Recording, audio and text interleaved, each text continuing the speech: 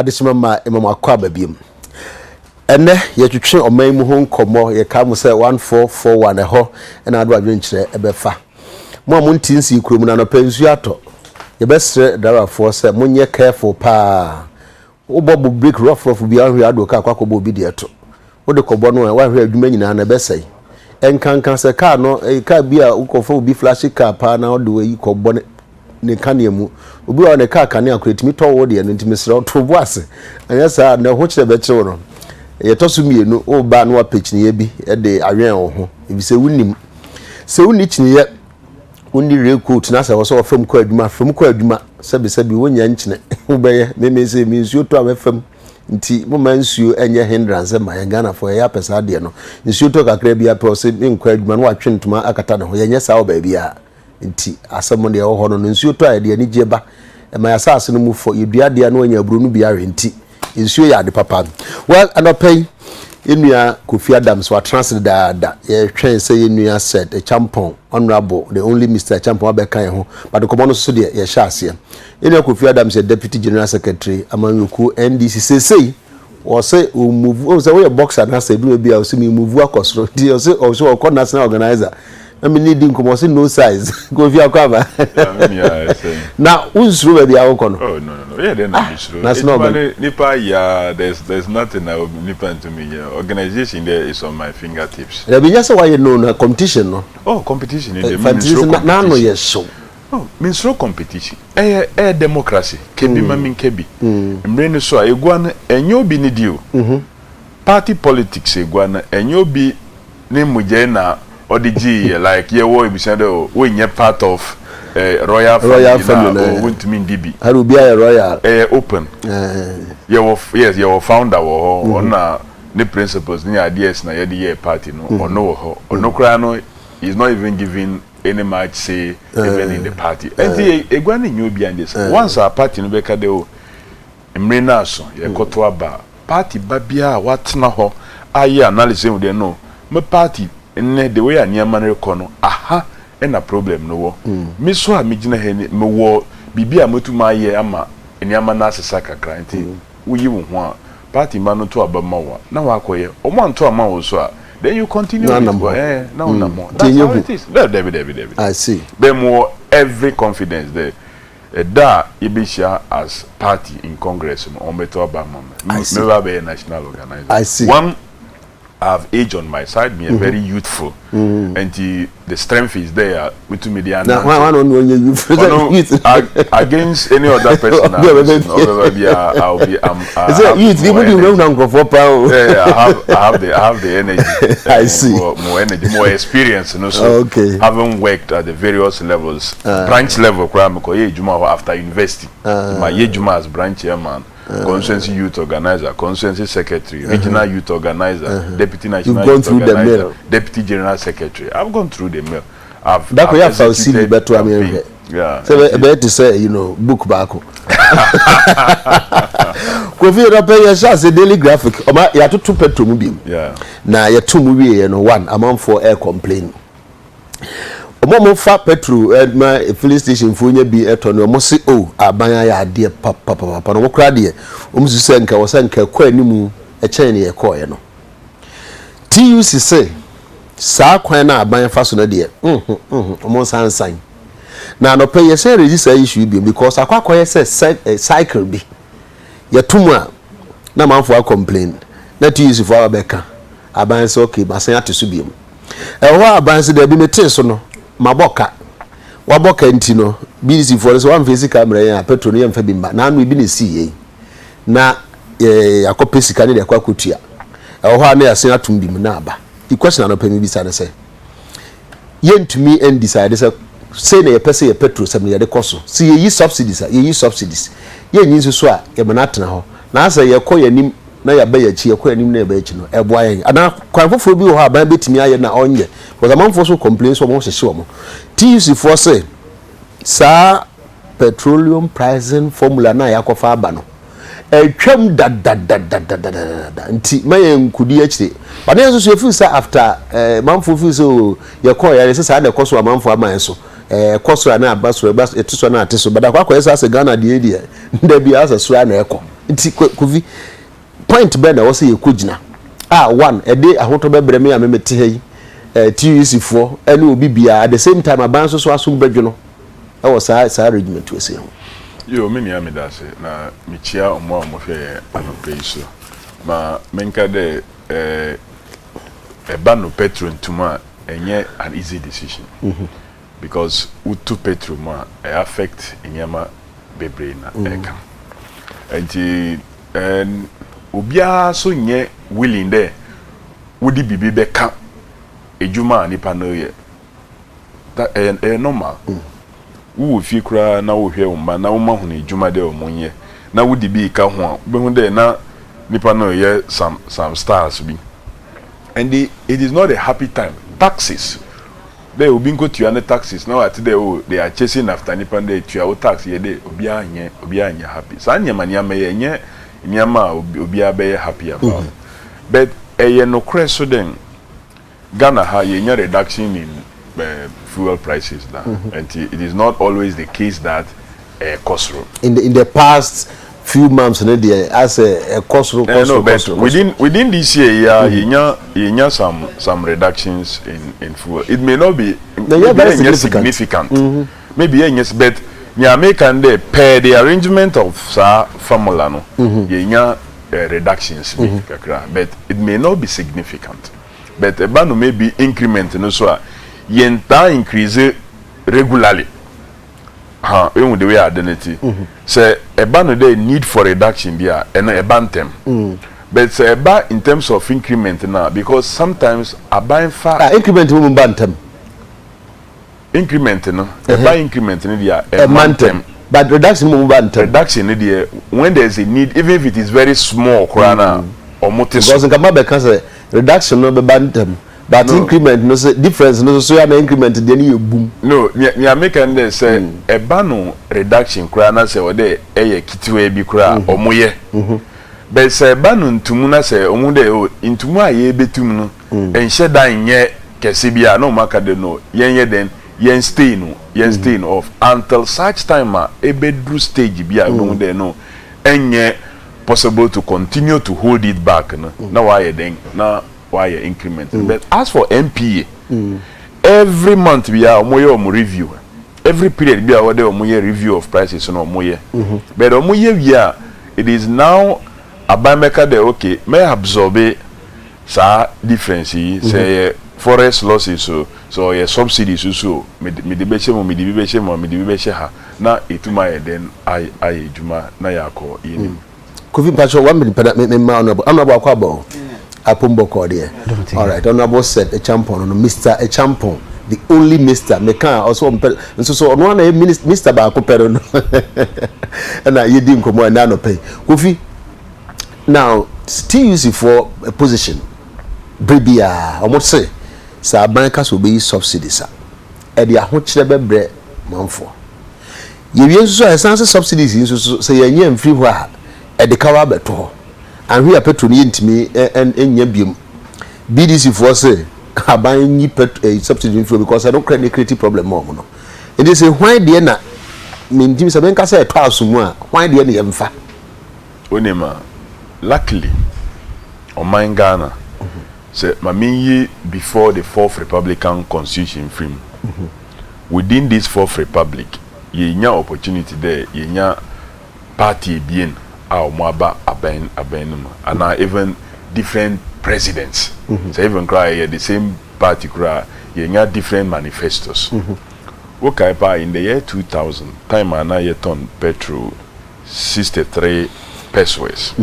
na mampini ku 4 year campaign and a name mpeni for omoka petrol ho asempa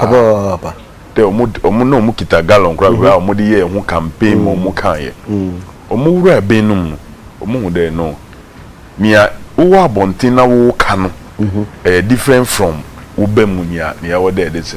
one of the steepest increment ayenya no was under President Kufuor. The first increment from 63 pesos ni shoot ade no ko 1 cedi 22 pesos that is 12,000 plus Ghana 12,000 plus cedis then the increment continued and at 2006 some who they know the way had the econo my yem from Brabimbra na yenti kubia ye friend the National Petroleum Authority omo ejuma omo ben there ye deregulate the petroleum sector no omo responsible for fixing prices hona ye de sa MP ni chance there but the way are the no certain untumi ye no drastic untumi pass on the full price to consumers like that. Oh yes, I would distort in Yamanika currently. Over the years, you know, about edi hujuma kakra na or withdraw subsidies waha. No, yes say waha. You drew stage be krano. Now about subsidize kerosene. Na kerosene the boy was one of the lowest. And because they say in class of one we use no more. And if you ma no could do there. The consumption of kerosene na esro na eko not knowing the encrofo kofa kerosene na oye ne boy for na omode another product and mix it up no more ton as if for a fuel for use in cars cars to me use enti abenhu dey know the only way enti enya for na ye feel there ye subsidize kerosene na ma ho no enko because na nyane wa abaju ni de o crashing no mu use kerosene no mu de asoso omo kanie na de bebia na electricity nyankoe no in there sa subsidy no enko bebia no de eko so aban ye den aban increase the price of kerosene kakra or introduce other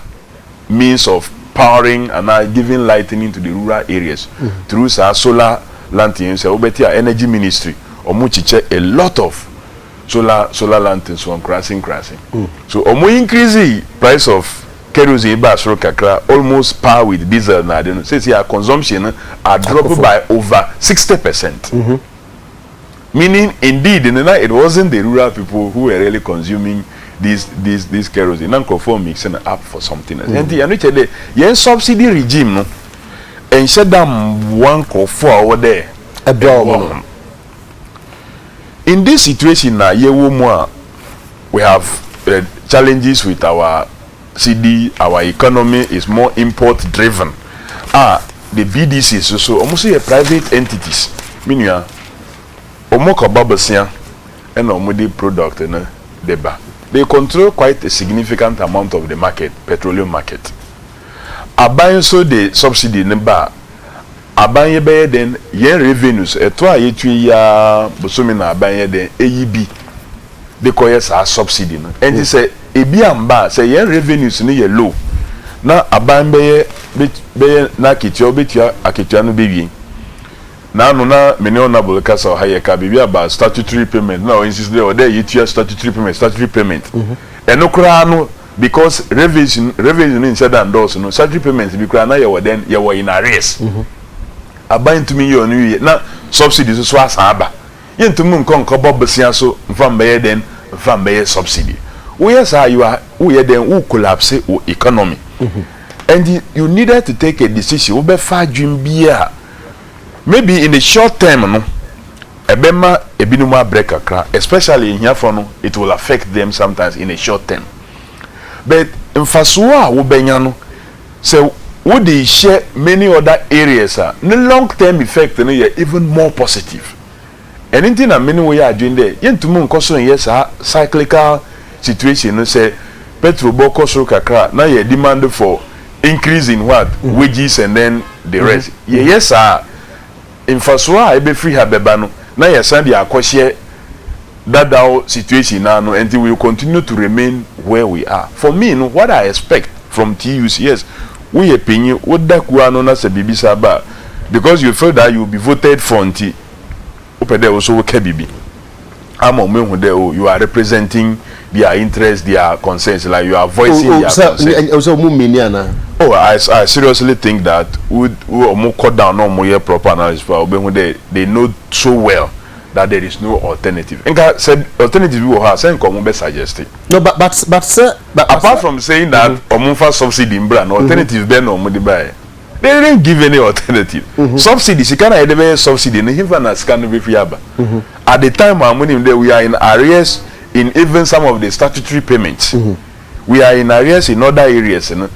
what's yen sanfa subsidy number what ye BDCs no so more private institutions are more oil in the more once they were expecting about 43%, yeah, but then they got 23 maximum percent. I feel that yes, a good decision, but not enough because still no the forest part no and some part of subsidy Nienti abanye and aban say no a ban of forex more about what government and then Bank of Ghana way of handling situations. Say aban to me take a certain steps to be able to stabilize CD now and no like that and cost of man. So government can do better. That is why government have decided that yen push bibia and fan come consumer. Yen mania enya ban na directly responsible no and no maybe no 60% enko. Okay. Na nya yen ni me de e de nka aban betu ma ye ho bibi no ono yen fa eno na yen ma break ni bra na yen hu nya ye betu ma ye between short term, medium to long term, see the new buyer then best stabilize. And the engage Bank of Ghana or my engage Bank of Ghana. Bank of Ghana has been able to give them an assurance of a certain rate or so good over a 6-month period. And the meaning that the CD dollar situation in disrupting the fuel supplies bill. So government has taken or the government takes. So the issue of forest losses and increment so TUC got it wrong. They did? Yeah, they did. Say omuka de oye see the depreciation and fan woni bona ashe da cost rule. So they got it wrong because say forest losses no they can ho nke be get that wrong because omo men money me cost you no money momo ya ban adwuma here for and na make that sometimes easy to do some statement when you are a labor union leader no ubetuma kasembia without the details or more industry no more the BDCs have come out and given indication that look the expected increment was 43% to cover subsidies and forest losses. Now so I buy my then 23%. And that 23% no and cover the entire subsidies, let alone forest losses. And the forest losses now as a result of exchange rate differentiations no so government is still taking care of that. But meanwhile at the end of the day when him there every 2 weeks bia na omen na you spend 84 million Ghana cedi in just subsidies. And in a month and again no averagely no that will be that's about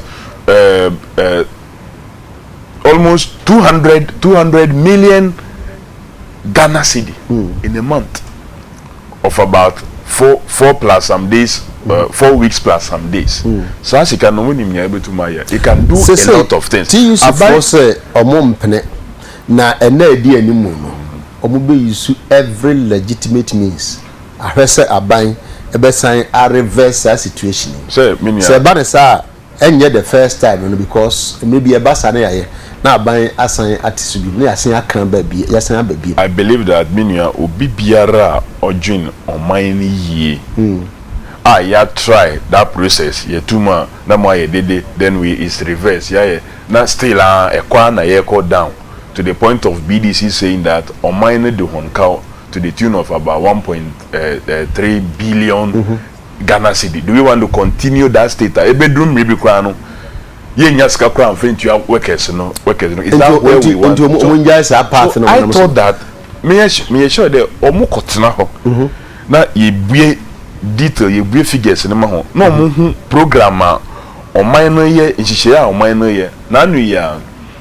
the local government minister and AMG so omo inaugurate committee be omo responsible BRT I'm saying they take you off in December that is if sure say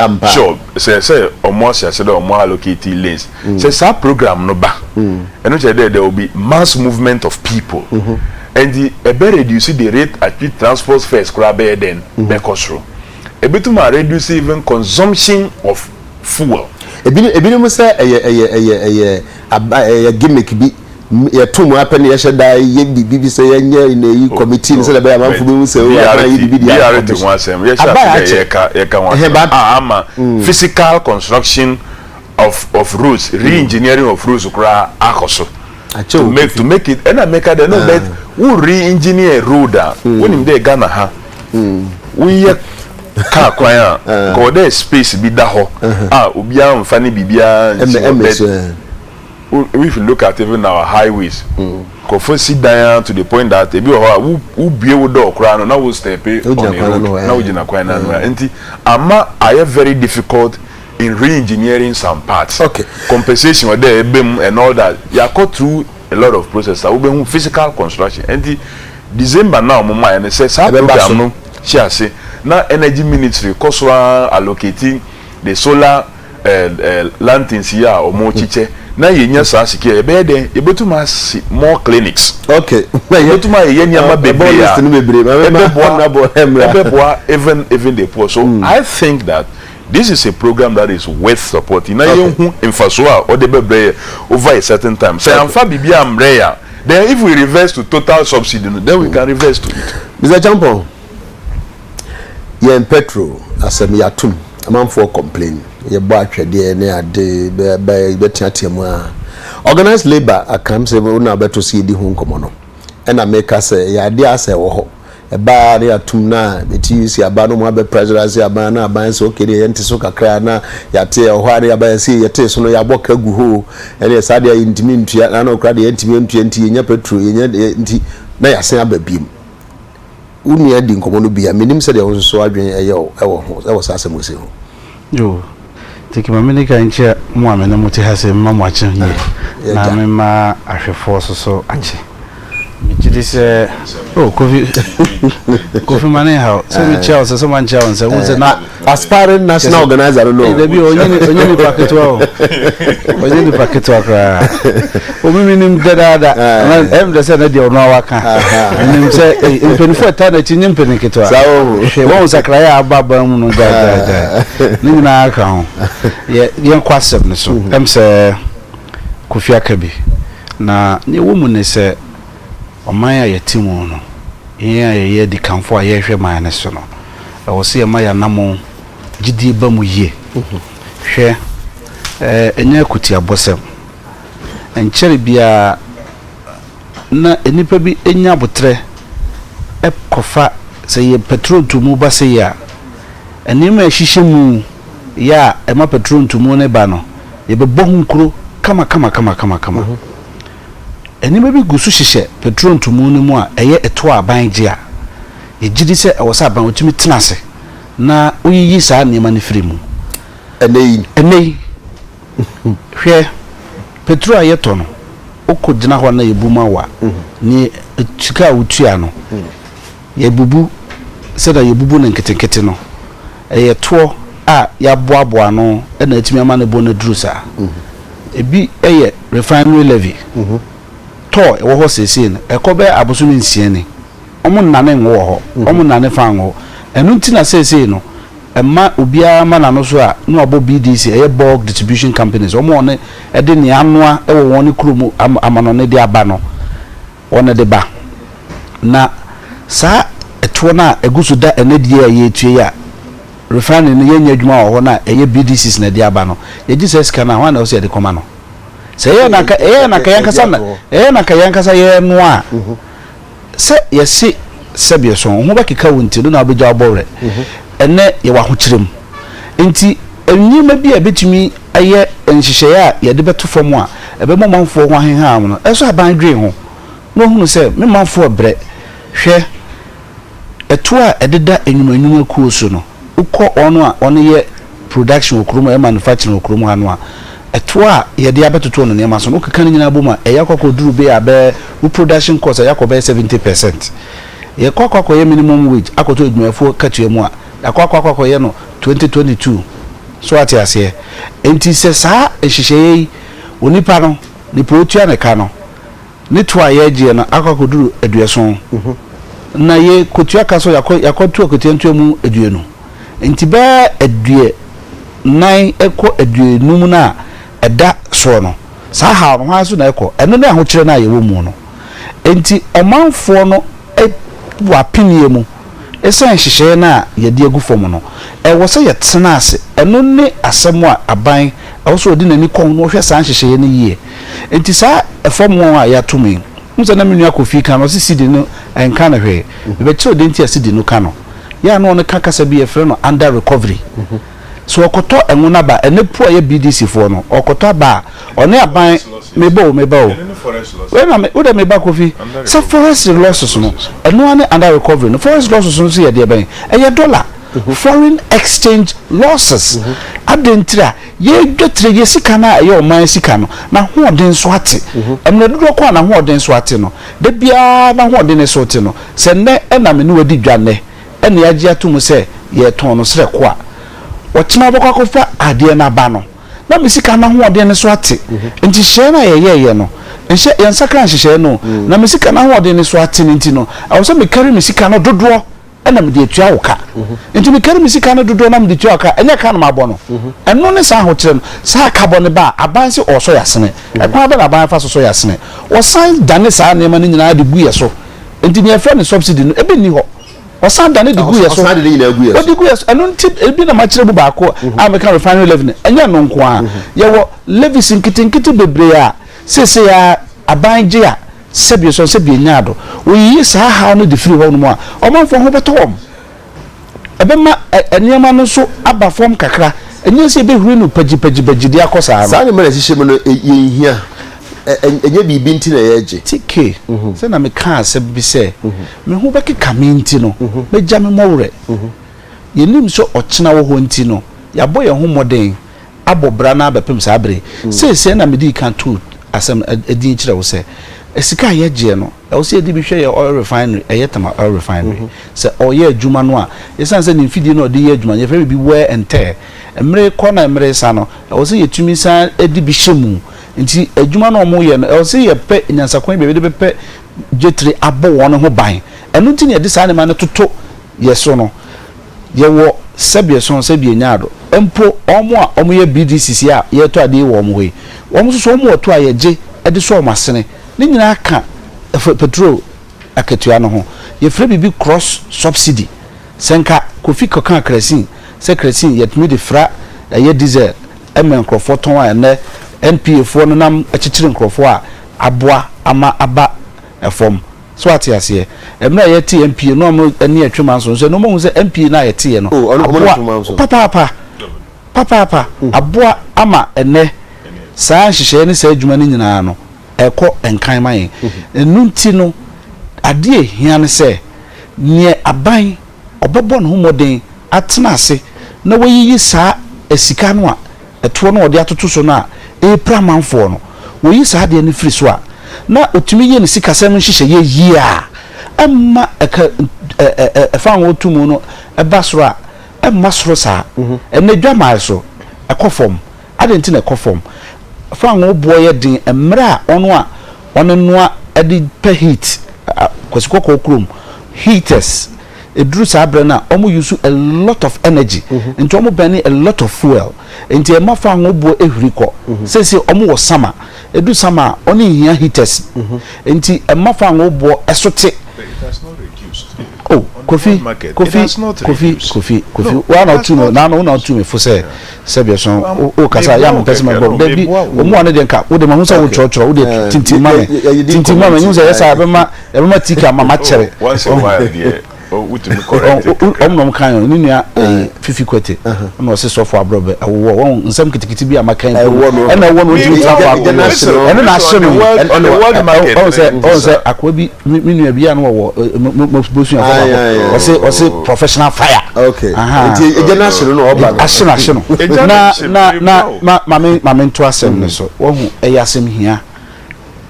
esan akotiantu mu esuanti no adwumefo asom no mo ne aban ka no o sa aban de na adwen koso yie ehia papa se o man ye be konkan yo sa aban koso it means say o se otiso of sa aban ti bi pe kwan bi so o be yi sa taxes na free so sa levies na de da so na ye mpren konko support function biya ne fa kon support aban aso ye biya no e woni fa so se be koso awo NDC yes argument Mamin kasem titiki mamin kasem enese your power no okay the mamin okay the same argument right my binim kura fa ho board right mo church items na ye dey fixed prices super omo si we yenyim film super yenyim film super the same argument na eba bedru dabi enye ho na yesa dabi ye bre no mamin kire nsuo we America koto she Iraq fo so enti yankasa ye nyam ahoden ane ye wo no ye ha ye generation a ye electricity no ye wo hydro ene wo thermal eno na ye de fan wo ene steam ene gas de ye no nsuo de na ye de ye na ye hydro no ene de crude oil ya man electricity so eno so ne thermal no enti eno ne yakabo eno ne bi wo aboadze no a ye de sa adwuma no sa bre no na Ghana yenyi akwanimu enti yehia energy dodo enti ensuo na we no akosombo no sa bre no ubeka ye da bia nanka kowa ubewa kowa kratam na bonimu water level ebedu biribi da bia na yehwe water level say yehwe water level bio so ati ase for the past 2 weeks very good now this is the season say ye wo sutobre mu ntunso beto e wa mantifia ansa na ekọ be September October mu no asane aba amma fraw ayiri okay say eto so ko fraw mu a fraw ayiri ba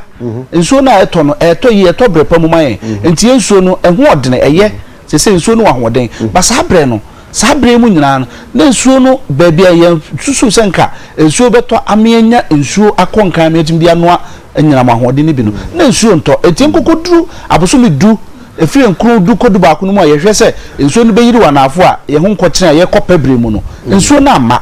enti ma ye kwa hokyire mu kese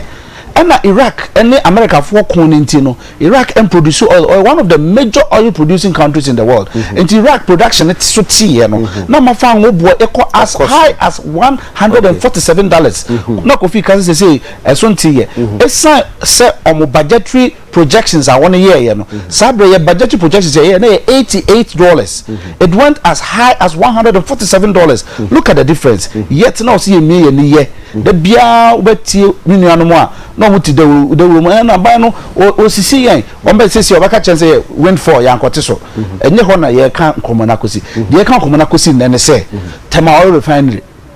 on nya adwuma ndi sa adwuma on nya ne se ye egu no current GMPC boss ye de no kotena o be free NP akọ o se Tweneboah refinery o se aban kora ton so ati ase sa hyehyɛ ne sa ne ma no e kire enema bi e ma yehunu ba bia ba pese ode yekọ enu nti na masema meka ne se sa levis na egugu ade ne so na amia nkonkwan no aban onhwe no nyim firi ho aban taxes a emma omanfo adwumadie adwadie ho ehu enkonkan ma omo no ontena ase no one adwadifo ensese ne yehunu ba bia beye tenti ame kan sa ne se kofi mu de omoje atade kakraka sese obuye social democratic party enti ono nhyehyeye no e wo se ekoma omanfo ehu ehenha no omanfo ho towo mo enti be ye nhyehyeye a emo omanfo ho towo mo a na sebe so sebe nyaado de wo be a wo ka no na nnakwan mu na ekire se oye eye sebe wo ka no watra keke wonfa enya djuma emma amanfo gidi wo amanyo djuma mu ene ye nyina yesi bedu akro ebe sei ye nyina bedu asa wati ase ne de na nko yie no me kura so da chim bedu na me ka na me de ne ko ye beka so na mo de sara de bia sa na beka no ebiana na obisa me se ebiana na obisa me se sa bre no se na no mo ka kire se adenti ne ye de sa ne ma na guso no sa bre no na tama all refine na nye ne bre mu a eye only bulk distribution for na ma ye fa wo man mu a sabre na Tweneboah refinery ye adwuma na ye crude oil ma omo refine e wo Tweneboah refinery and those times no those levies na was enya sa levy no nye tord ye no nkwa no mo kan ase munyi omo san kan list of others bi omo so munyi ni nyina na ba be kire ase e na me kan sisi enya ho na ye san be duru bi mu ya bi sisi ba be kire mu na ye ka forex regime adenti na ye forex regime ye sidi no eni ahoden a depreciate na kofi e kan se ye betu Petroleum ebi nsida wo de emfanto nchen we be enfie nwotwe a ye ba ban mu no the cedi depreciated by only 40% throughout the entire period of our existence in government for 8 years. Cedi depreciation only even for this year. And no enama ye wo sa ahochichire mu yi. So what you say? And to tue be ma cedi no ahoden agina. Eno na maye tumi dididwa. Sabe me no obedidwa. Na me je tracer. Won hihye na ese me fa de to me ho so. Me ni hihye bia meka esa say yeso wasika so a wasemsa. Tiawa. Enti kwan ya befa so ama yesidi na hoden no aba ne nchi na o se ba ne nchi. Kwan biara ba befa so enem se sikasem enem so parliament media eni aba be my review. Yeti review there ebia na aban aton fa ngo kakra sika bi wo ha opese ne arrest o de kai okohwe no de bi ko tietie ebia no obeka kire minim imagine na mdibu ebia ebinim so a no aban target or share fiti affairs be ne uti report e banano uti monetary policy committee for Bank of Ghana for report on the buyer bobo we've missed all our targets until here say Minister of Finance the bia na yeka ehia so baba parliament enya sa the budget I approve man last year no enkonkonkosimo nti so oba no be kire kwan obefa so a obetumi ahye enye panic se na obeka se mamanfo enkoyi dollar mamanfo enkofa dollar sa ahye na ebeda ho ni nyina amwa biesi ejina mu yi sika no efom kwa na eko adentira esan se ya ma ya mra no ya ye ya ma niema bebre ekotia ye so atiase enti mesre well ebusuafo enkomo na ye didi Kofi say about so no Buadi from Bechem o si tiki kache Kofi Adams say me so me pe solar no be solar na o say abaji chero o so do susu pe bi tiki hey na person we dey me dey be sir president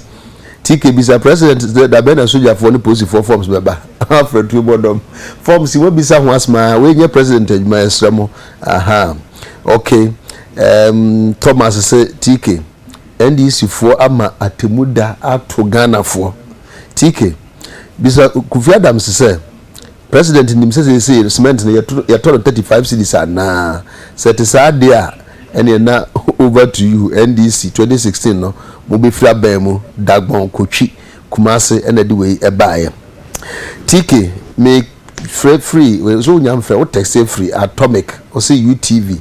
is the best in Ghana, yo. Yeah, that's a pa. Constance Mensah can text message in Constance of Kaswa. Constance me that's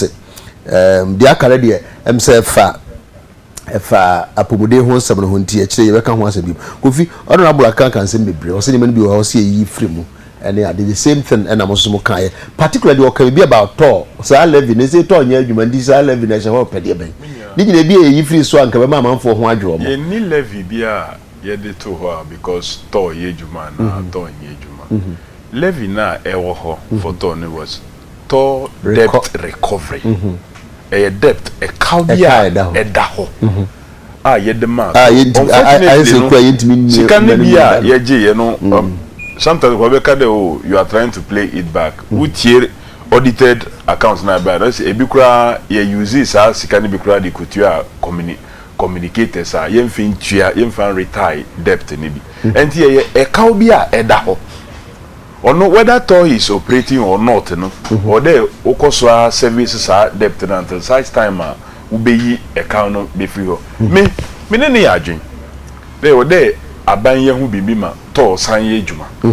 and that is why we tie president no comment and na the energy minister no comment abra or inaugurated the new board now any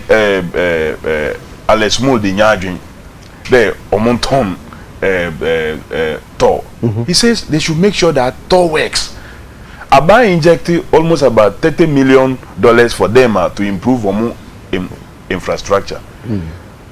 Tour must move from just storage, they almost store finished products like bust here to refining because omudina ye then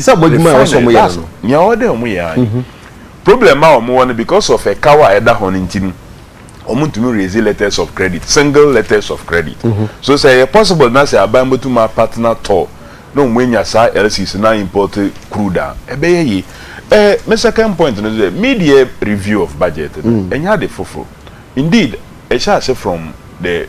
MPP, which is good. There maybe one sa kasikabia now what you know and you want to spend it or there would they review and now who expectation be when to meet expectation or there was there would it be because for review they under recoveries now or come once more a buying passe under recoveries onto the consumer on passe debi anything na percentage increment na BDC is expecting was 43%. But your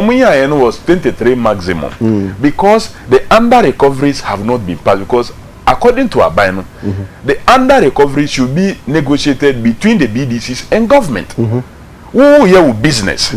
Obia any business. Nipa or importing mo and now here this and also make there because made them more bano maybe price and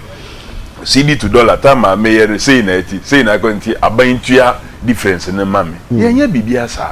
So there's a need to sit and negotiate. Percentage out there abayin fano abayin fano there. Now muso amo in that business no. Muso mudia out there mufano mubefa. You see, the management of petrol no, certain levies are still very important. Levies na ewo ho na ni yinya levies no ho. Anything na petrol se wo ko bolga o wo ko top petrol the same price na wo ton no the way I wo ton 1 gram. Cement na obi ka ho asem no woko akra na wo to cement enye the same price na wo beto cement or bulga because of transportation the anti levy do ehia to allow for uniform price across the country. Nia me mesre pa no more there. Look, we should be nationalistic and we should be patriotic to allow for you are investing in security. When me who there say investment no emboa to stop smuggling.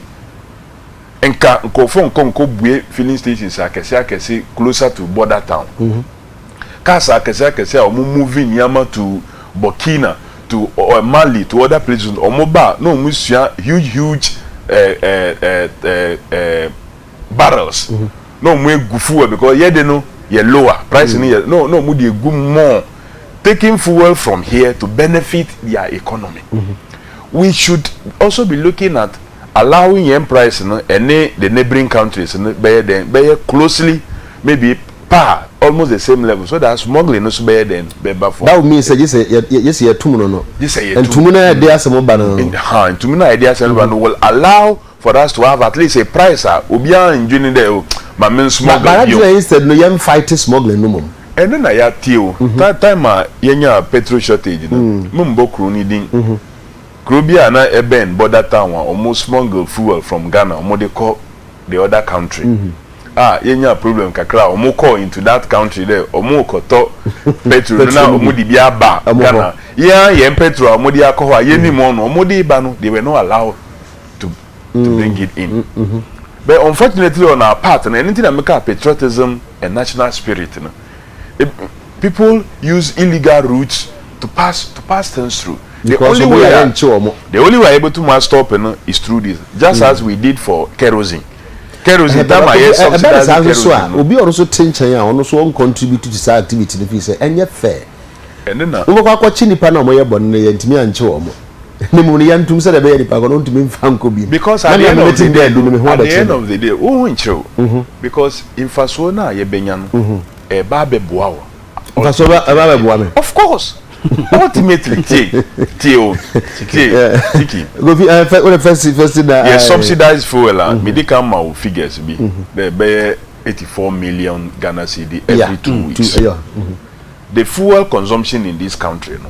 be 60 to 70%, or more upper middle class to the upper class, no more consumers are fuel. And it's a subsidy of 84 million every 2 weeks. No more kesena eko. Ebebwa me ne wo ne honorable and others are omoye above us are yen shedan hia sa subsidy no ye wo man ma ya kwan nye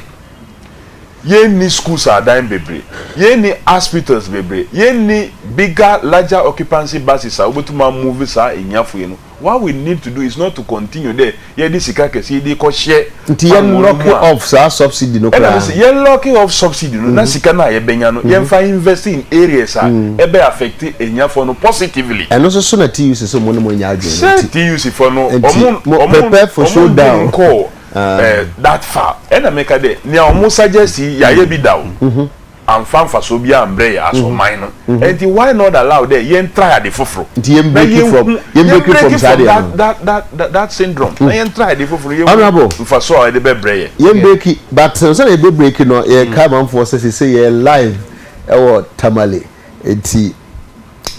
yedam tamale fo nyina ye chiamo e say de ye ne mo ana e betra tamale ho so be kakra ba be program no ho ne de free ho ba enkran wa ha say and okay, my friend say decentralization.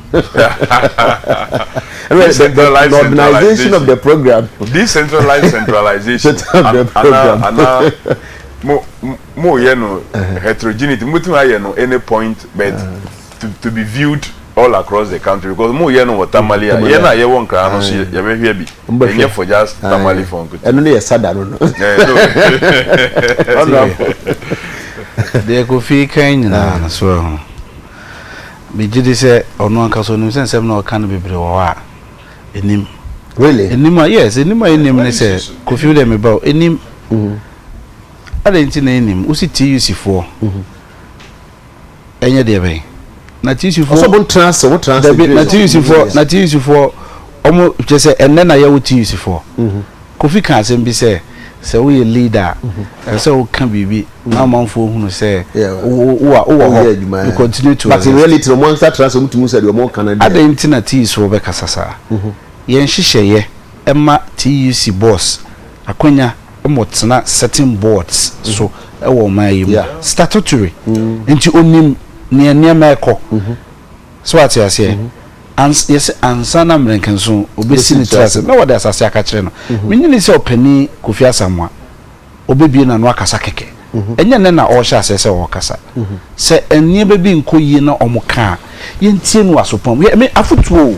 ene hia me se ye mimi yomanyoni de bia asema meka se Ghana agiguo eye yi o mitimu bi emfa ho se me yo opposition na me opposition na da meka aban de o ye na enye meka kire no enhyehyeye no enye ye enkoyie enye saa baka kire yen se ukofa 84 million edi koko subsidize ena kire se waye adwuma na waye bibie broso ana obeye wan kire mu ye a obema lower class for any upper class for misunderstanding beba yentem ebi ne de start ye revolution abepem ne no yenhu onya bibi papa bia yen mistrust ewo ye ntem yenhu sa no nti sa niema no emwa yen eyampa se enne ya to petrol mu obi kofuru ehyen okofuru nore ewo secret hadi akoka nation yatum obi furu ehyen afri nkoko e de akomi krum be poso a yatum woni kro no ebia sebie so sebie nyaado onakatu antum wo so enkosoro oyeden ena saa entumu na aba ewo ne nore fam no waso ano enu ne ha ono enu ne ade e wo se yen a yedi won anim no yetusu sa se ebe ye free ho ama wo no na nyen se ba betena won ye beka se ye de sika se kohyem kwa be na abefa so a obemma sika na de akohyem no ye nya ho fa so se o man enu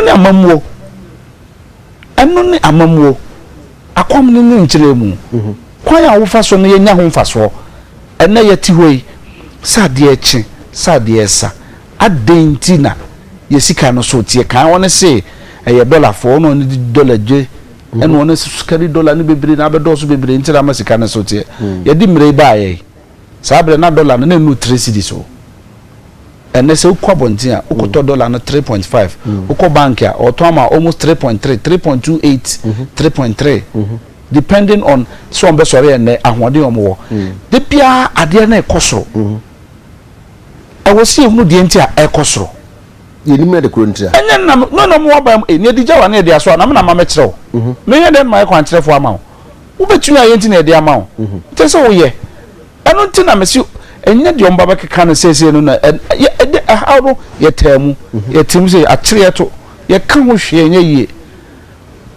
nanu ya BDC foi omutimi ntuam kwa unso wakase ebi aka mu de ka mu a omusi da bi se no de aban ntimi ntuam kwa omfa petrol ma no ena de owie ne beto yeso a na yenya ebi ntoye a obia emo kire no enne saben entumi ampe kasapa bi anka nkyere wo mo na ka no beda na san hohore na yekoya na ye bai yenso ano mum yenya na kasa tenten yenso ano well member text messages yi so na 1.1 na fe yenso renko tikemedi de mensa na mensa o din a o se fe no wa bodua na de ya na emihu pa o se me ye tanker driver tk petro o se petro akasa na ebi o se petro ankasa na bi ni ho o se ebi ni boss ho enye adwumenti na ama hochire aba. Oh, okay, I see. Oh, NDC are buying what disappointing Ghana for papa. UTV, okay, PK Mensa Kwamo, TK. Matthias in India MP4 so mompre. Emasa loan 3 million no abai enkonkwagino. Na wo see enka Matthew 27 verse 24. Okay, me hwese brebe mo ebe kan sa asem no. TK, all right, sir. Also, will be number no dey into me. Also had okay. MPP for more break. Or say petrol. Or say the high price of petrol. Ivorians come to Doma and buy petrol. Sir, Doma buy petrol. Oh, I say. But I know the normal practice. Uko. Your friend is saying. Uko be to America say ya.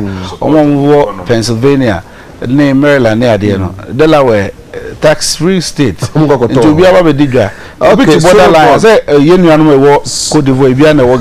Solomon from Spintex. TK Kache Kofi Adams say money home than pa NDC all the way.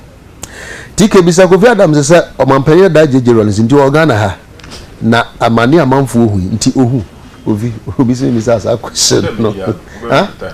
Obeyano ayebe plan no ntia osmi bisasa Phyllis ewo Achimota TK. Could you imagine that from Achimota to Ashaman and Tema drivers are collecting more than the approved fares? Well, there are four more betis asem no.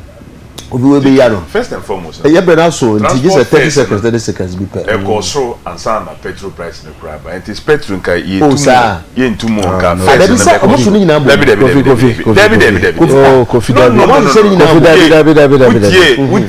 the interviews Kofi interview Kofi enfa we metu Kofi enfa we metu and sana ye be GPR2 for before say GPR2 for the prices be bano you arrange tripartite committee omusha ebubunkro edi hu komo no such ja sama oka anya Ghana private asamba na oka there was no such masa and ye bisa on the petrol ntumu mbaye no eye den na mu first because na say enye petrol kwana eye den eye factors a ema the first no ka ho na petrol maybe in the previous increments and plus many other things and say ye two petrol mu yantumu first and ke be cost by that 15%. Indeed, this is the first time thank you ya tum petrol eye higher than the fair increment. Those times ye two petrol be maybe 5% na first na ko by even 15 or higher percentage, but this time around even less than petrol percentage increment. Me last bet other point look TUC TUC board so and na the issue of merchant bank sales a statement then no be issue. So the fact that Obiti board and approved on the board they approve all the process does not mean that sometimes they won't come and do certain things out there. He had continued. There's always a minority. He had continued to talk about Nsema affected on mine. One of the key things here, indiscipline. But acquire that discipline. Acquire that. Alternative Oti here or castle criticize baby and be send alternative in the day. Ebi ni ho. O see em fix alternative ni den dollar no ye better na ma dollar no enya ho when we are importing everything. Abey now you have mu news. 1 million plus 1 million plus there's a game no there's a game na come there na ya can serious no man kasa me the document beba ha say me make a point and now person disprove me point am and also with the beba yeah I don't need to bring the point you are supposed to prove me it's my word against your word the tell what you want to say ye po wo no say obedi omanfo anim and ya to abama and now so if you now to near mama ho to yen also you are working for us you are sending us into a better Ghana a better Ghana na say kura gallon petrol to yen bi nto alternative dan ka ebisa no na me alternative no ye we say me ka kura won tie enura ma me ka asema wa me anka ma me ka asem chiro enura he asema wa me anka ma me ka asem chiro he asema no de no afutua omo ankasa omo attorney general e di ama wo mo po na me omo atoa ma e kopi ya me omo ankasa abanya suafo a wa fa no no alternative I want to move Mr. Alternative never say omo ba ye tie he General Secretary ya boy NYP he is an aspirant to the national organizer position. Honorable Seth Champion, the only minister, the only minister our employer so obi the text about say Kofi Adams so her honorable Abipa ebusiafo obi the text about say the biasa no ye eti ebusiafo ye sorry o chen yame aduma the best sign SHB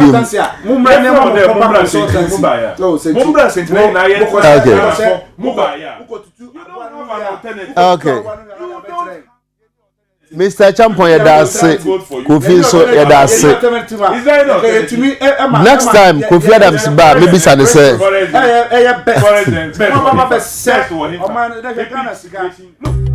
okay